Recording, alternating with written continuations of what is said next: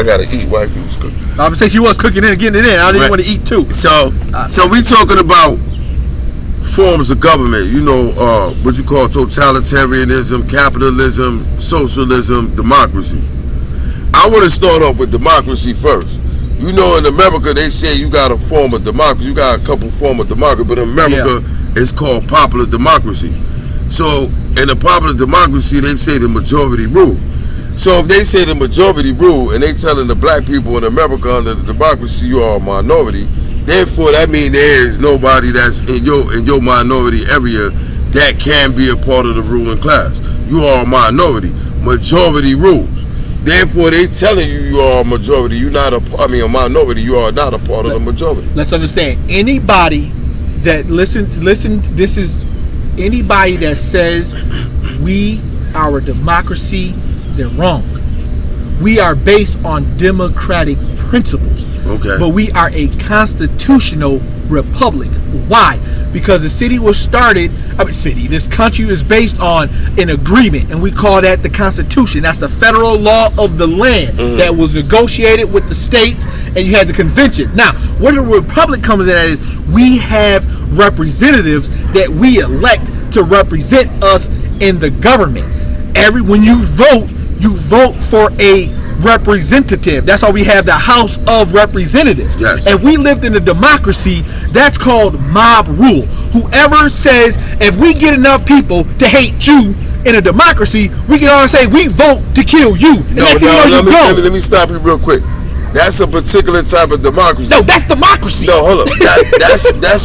That's what they call direct democracy. See, popular, you got direct democracy and popular democracy. Direct democracy is actual democracy that was being practiced in Greek. When you say that the council or the people or anybody in the public could come up and talk to the people or to the council. Anybody that has an issue could address the issue to the public like the city do. That's a form of that type of direct democracy, like the city room. Y'all come in there, you could come to the council and everybody can speak, even though they limited. However, in a popular democracy, no. In a popular democracy, you lose your individual power to be able to speak because you have to elect and select a person that will become a part of the majority to represent you. That's popular democracy. Direct democracy, anybody get to speak. Yes and no. So understand, popular or direct, they're really both the same, because the reason your ideas become law is because a whole bunch of people wanted it and you was able to get enough people to go for it. I mean, that's democracy at the purest level. It's mob rule. No matter how you look at it, you want democracy, that's mob rule. That's why we have a republic where, and that's mob rule in the government. Like you become a figure because everybody likes you. Next thing you know, you're a leader now. And then if you wanted to do something, all you got to do is get enough people on your side, and boom, it's done. Whether it's right or wrong, good or bad, that's democracy, period. That's popular and direct democracy. What we have in here for our government, if you want to be in the government, you have to get the majority vote of your district that you're voting for. Whatever your office is, you have to get the most votes of what you're running for. But in our federal government, and this is where the principle comes in our federal government, in order to develop, you get representatives. We elect those representatives to represent us to our government, to our federal government. Let me show you what Google say here. Google say here for direct democracy, they say direct democracy, also known as pure democracy, is a type of democracy where citizens directly vote on laws and policies. In a direct democracy, citizens make decisions without help of a representative or intermediary. He said direct democracy can include passing executive decisions, electing or dismissing officials, conducting trials, and using sortitions. Now, popular democracy, this is what they say for a popular democracy. They say popular democracy is a type of direct democracy that uses referendums and other tools to empower and criticize, or what's that word right there, brother? Concretize. Concretize the will of the people. Right. Some common values of popular democracy include civil rights, direct democracy, economic democracy, equality before the law, popular sovereignty, anti-partisanship, and respectable bias-free mass media. Direct democracy is different from representative democracy, where citizens vote for representatives who then make laws on their behalf. In direct democracy, all votes count equally, while in representative democracy, some constituents are larger than others and each vote counts for less. The United States has a democratic republic where people hold power to govern. In the U.S., national politics are conducted through representatives, but smaller local elections can be direct democratic votes. Right. Could you break now? This is right, exactly. So on a federal level, we obviously, in terms of laws, like laws of the land, we got the Congress members. Yes. You got, which is the House of Representatives and the Senate. Yes. They represent their states and their federal districts to the government. So they get their people. If you're the 26th district of New York, you were elected democratically, yes, to represent us to the government. Yes, that's sir. all that's saying. So in this, how the laws are made. So at the local level, you have democracy. You have that the democracy part where we elect your city council, your mayor, pure election. If in the city of Niagara Falls, if all of you vote for one person, that person is the mayor, and away they go, democratically elected, yes, popular sir. vote. At the federal level in our government, we have the Congress, and how our presidents are elected. You have what we call the Electoral College. Right. So now, as far as voting in the city wise, the local level, and the county and state level for offices in that part, there is no electoral college for that. That's direct vote. Like right now, I put my ballot in and say I want you to be the mayor. That ballot will be counted as a direct vote, a popular vote, and it will count to you being in office. Not like whereas with the president, like we went through with Al Gore, we went through with Hillary Clinton. And understand why. Because remember, it's the United States of America. The states are first. They are sovereign entities who all submitted their power to create the country. So the reason why the president has to be popular, has to go through the Electoral College, because if you are California, you can get all the illegal immigrants in there. Mm-hmm. You can get all these people in there, let them all vote, and guess what? One state could determine who the president is, yes, and who all the etc. is. But they said, no, we're going to make this a weighted schedule, because in the Senate, everybody gets 2 people representing your state. Right. And Congress is based on the people, that their population. So it tempers the popularity with the actual, the small states and the big states. So it creates balance, that for balance, exactly. Right? Because when you say one could just outbully and outweigh exactly. everybody, but right. Yes. So it is keeping checks and balances, but at the same time, it is also creating an issue as well. Because you say now the Electoral College is put in place to keep and check any type of corruptions that could be used to abuse the electoral system. Right. However, now when the popular vote has already deemed that this person right here, but Hillary Clinton, should have been president, but they say no, based on our vote in here, we saying forget the popular vote, we want George Bush, or right. we want Donald Trump, a Republican each time. Right. So, I mean, what could the people? I know they trying to reform that, and I know there's a lot of issues with. So that's not what we need to reform, though, because going back to the popular vote.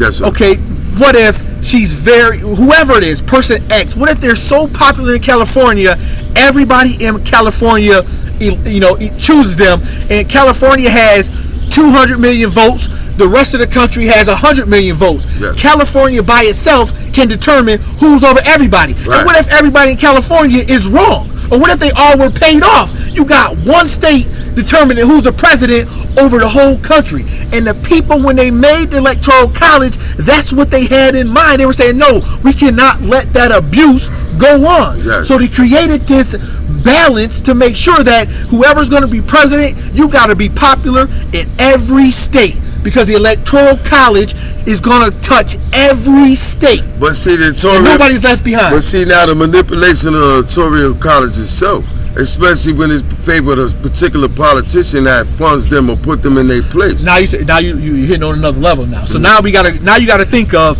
instead of thinking of one election, you gotta think of the presidential election as a sum of 50 elections. Okay, I got you. Then hold it, and let's go even further, because you can cheat in one county. So there are over 3,000 counties in this country. So not only is it 50 states, but it's 3,000 county elections that determine who's the president. Now, if you got people that are cheating and lying, and if people who are dead and people who are voting twice in multiple counties in these swing states or in these important counties or important areas of the country, if they are cheating, then yes, it's being manipulated. Yeah, I understand that. You just now opened my eyes to something. And I feel, what you're saying, and people going to listen, they probably understand it a little more clear, like you just made me. Yes, it is a need to be able to keep that checks and balance so the system can't be manipulated by a bigger country, a bigger county, a bigger state. However, it's also a need to be able to keep the thing that's keeping that in check as well. Exactly. Because it creates a monster of itself. Exactly. But, and that goes back to voting. Who is in control in those states, in those counties, in those cities? Because they can cheat. If they're looking for power, they will cheat. If they're looking for money, they will cheat if they want control. Yeah, and that's how you get the manipulation. Because it's not the electoral college that needs reform. It's the people at the local levels getting engaged. Why you say that? Break it down to me.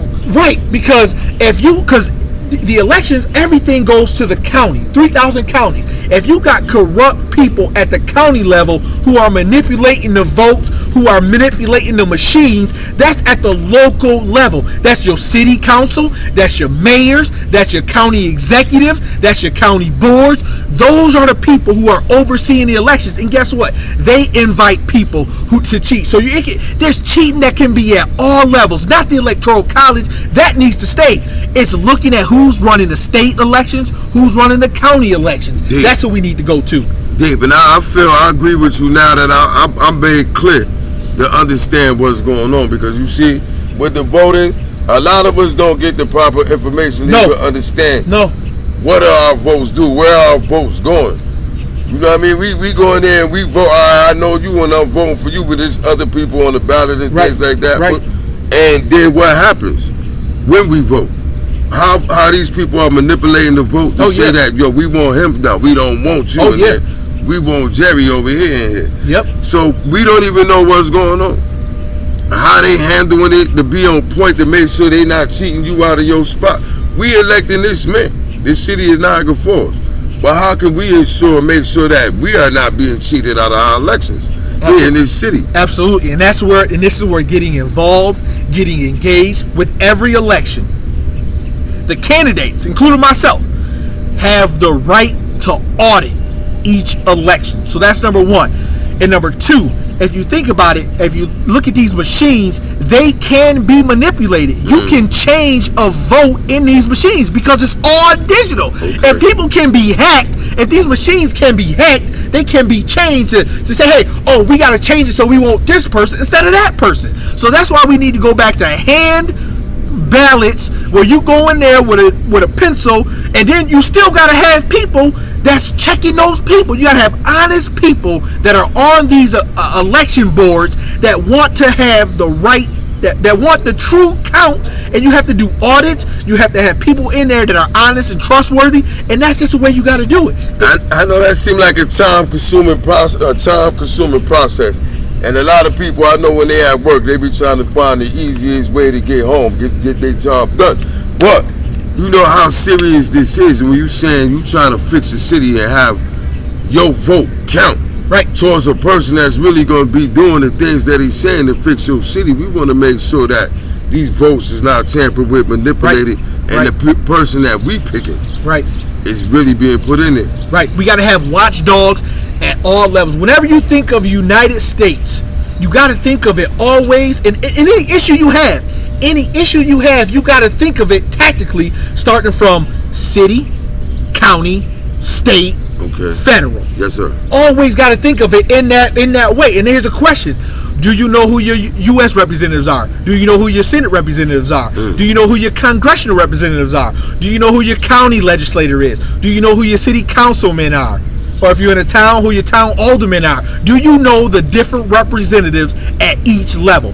And depending on the issue, send that person a message. Send that person an email. Call that person. Organize at that level of your issue. If you have a county issue, organize at the county level. Yes, sir.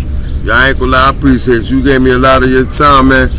And the people out there, man, once again, man, we gonna say we out. This is Michael Hill. Vincent Cawley. And you can hit my brother at Vincent Cawley. Cauley. Find me on Facebook. And if we talking, I give you my number. Yes, take care. Yes, man. Get out of this, man.